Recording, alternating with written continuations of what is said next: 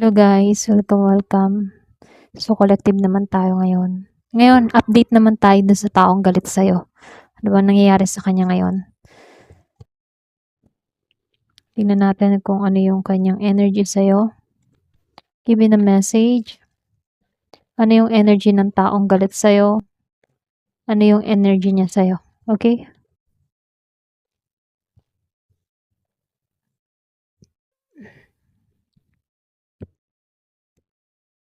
Comment ka ha kung palagay mo iyo tong kwento.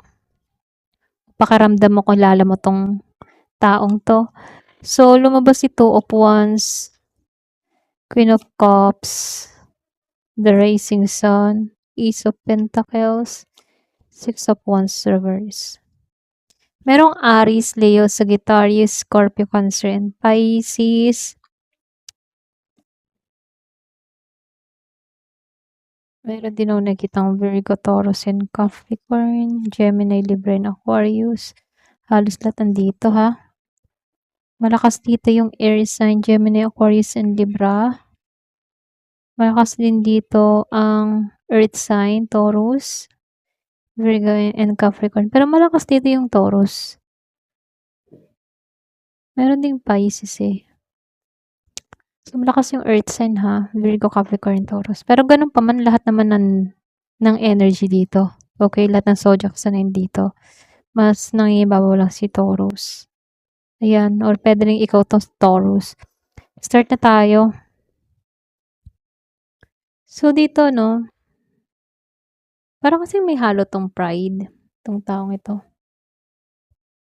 Para bang meron ditong pilit na nagmo-moving on or nagmo-moving forward pero hindi pa siya totally tapos dito ha.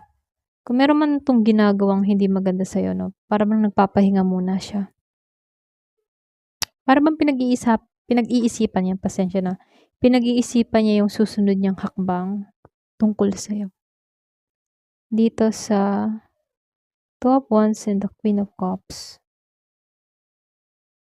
Hindi siya yung klase ng tao na fully kampante, hindi siya gano'n. Para bang nagmamasid muna bago kumilos. Nandun siya sa observe muna. Kahit may galit siya dito, malalim pa rin yung feelings o concern niya pero tahimik lang. So, pwedeng ano to ha, pwedeng naging close mo to sa buhay mo. Meron akong nakikitang feminine energy. Gusto niyang lumabas na okay. Okay siya, positive siya. Kaya lang, may klase kasing energy tong tao na to na magiging okay din ako. Or gusto niyang magkaroon ba ng kaliwanagan sa sitwasyong kinakaharap niya.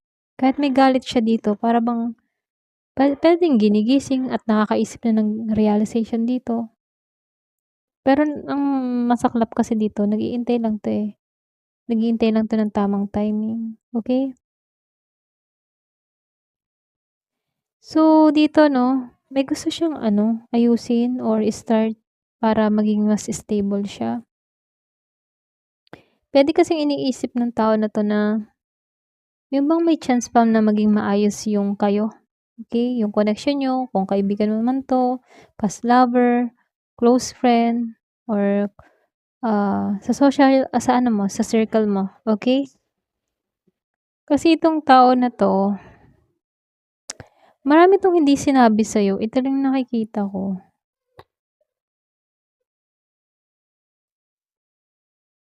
Nasaktan mo kasi yung ego nito sa Six of Wands. Pakiramdam nito, hindi niya nakuha yung validation or attention na gusto niya dito. Pero unti-unti itong bumabangon mula sa disappointment ha. Para bang hindi siya totally nakalubog sa lungkot. Ito lang nakikita ko ha. Marami sa'yong misunderstanding. Para bang marami din tong hindi nasabi sa'yo. Magulo yung isip niya dito. Di alam kung paano ba sasabihin yung totoo. Totoong nararamdaman kung bakit siya nagkakaganito. Pero meron time 'to na gustong kumilos dito or magpakita ng presence, depende sa deck mo, okey? Kaya lang dito sa Knight of, Wands ano, naka-upright pa siya dito. Para kasing energy 'to ng pagiging determinado or para bang gusto niyang meron siyang patunayan dito. Gusto kanyang ano, gusto niyang maipatunayan yung sarili niya sa Nine of Cups. Yung bang kaya niyang maging masaya kahit wala ka, gano'n. Pero meron pa rin 'tong halong emotional. Excuse me. Para bang meron 'tong halong emosyon pa rin dito. Gusto niya magkaroon ng wish fulfillment, gano'n. Pero naghihilom na 'to, ito na yung nakikita ko. Hindi na kasing bigat yung dati niyang sakit na nararamdaman dito, pero andun pa rin yung scars. So, puwedeng ano mo siya, past lover, ex, gano'n. Yung iba ha, or puwede ring close friends.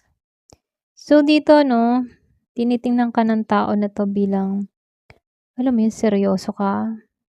Para bang naman alam mo yun, para bang tamang paraan ka din naman tingnan ng taong ito. Iniisip ng tao na 'to kung ano ba yung dapat niyang gawin, okey? So, dito malakas kasi yung emosyon niya ngayon. Mayroon siyang realization, truth, na unti-unting lumalabas sa kanya. Pero dito 'no, gusto niya mag-moving forward. Yung bang umiwas sa gulo. Para bang energy 'to ng gusto ko ng makalayo. Gusto ko magkaroon ng peace. Mataas kasi yung tingin niya sa'yo. Ito rin nakikita ko. Kahit galit siya, nakikita ka pa rin niya na attractive, emotionally powerful, or puwede ring may halaga. Yun nga lang defensive siya. Ayaw niyang magmukhang mahina kaya pinoprotektahan niya yung sarili niya. So, lumalabas na may issue kayo ng tao na 'to sa nakaraan. Puwedeng hirap siyang bitawan ang nangyari sa inyo, pero ayaw rin niyang bumalik sa dating setup ninyo, okey?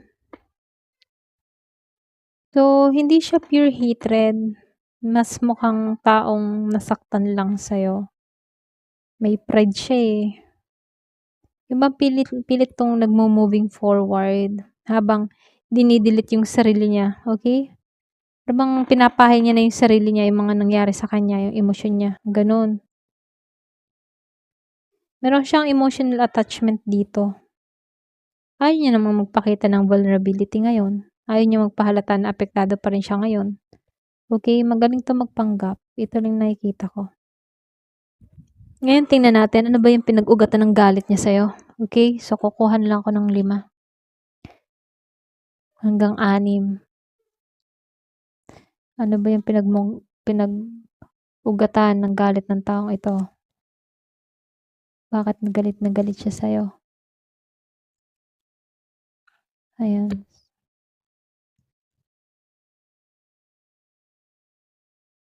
Two of Swords, Three of Cups, the Empress, Hermit, Peace of Cups, Peace of Cups, sorry. Naantok ako. Page of Cups pala, sorry ha. Ayan, lumabas 7 of Pentacles. Yan, medyo inaantok tayo, eh. Sobra kasing init. Nakakantok yung init. Ayan. Alam mo dito ha, hindi lang 'to simpleng inis.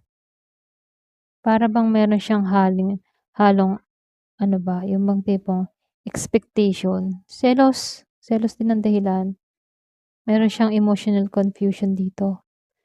So dito 'no, pakiramdam niya kasi yung effort niya, yung oras, yung emosyon niya, para bang inilaan niya ng walang nangyari, gano'n. Yung hindi ba nag-result.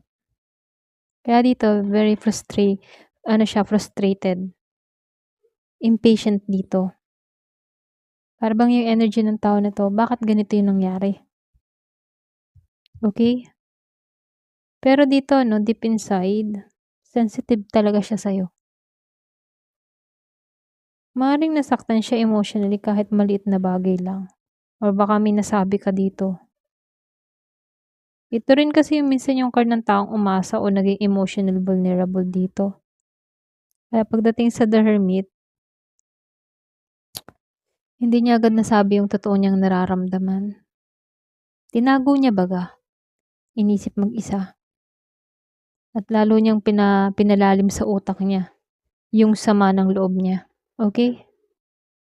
Kaya pagdating sa Empress ano, malakas talaga yung impact mo sa taong ito. Ito ka eh. Mataas, mataas yung tingin niya sa'yo. Tingin nga ng tao na ito, ikaw yung mas lamang. Okay? Physical, emotion, social. Pwedeng trigger siya sa insecure. I mean ano, yung bang tipo na trigger to, insecurity pa. Dahil sa energy mo. Ayan, pasensya na ako. Ako'y medyo talagang inaantok. Pasensya na po. Gawa ng hangin. Tas ang init pa, yung electric fan. Kaya dito ano, ayan, balik tayo dito. 3 of Cups, 2 of Swords. Posible ha, may issue sa inyo. Ano bang may issue? May issue sa atensyon. Puwede merong ibang tao, social circle o feeling niya hindi siya priority. Hindi to automatic na third party. Pero may energy ng selos o pakiramdam na meron siyang kahati sa atensyon mo. Okay, sino 'tong taong ito? Malakas dito yung water signs, Scorpio, Cancer, and Pisces kung meron kang kadiling na gano'n.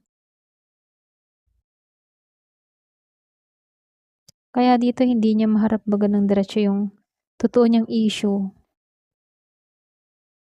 May denial 'to 'no, pagpipigil, gano'n yung energy niya dito. Kaya imbes na maging open, nagiging cold, distant, or defensive. Mukhang yung ugat ng galit niya ay para bang combination siya na nasaktan siya sa expectation or puwede ring nagkaroon 'to ng insecure, selos. Yung emosyon na hindi niya nasabi ng maayos, gano'n. Kaya dito, nakikitaan ko dito lumaki ng lumaki, eh. Kumbaga itong tao na 'to, siya din na nagpalala, okey? Imbes na ayusin, makipag-usap sa'yo ng maayos, hindi ka niya hinarap, okey? Kaya yung galit niya dito may pagpipigil, ayan. Kaya dito nakikitaan ko dito, hindi niya hinarap agad, eh, kaya lumaki yung resentment niya internally. Hindi lang ito mukhang wala siyang pakialam ano, mas mukhang talaga taong ano siya, conflicted at apektado, okey? Yung emosyon ng taong ito. Ayan, ito lang nakikita ko. Hanggang dito na lamang po. Thank you for watching. Love and peace.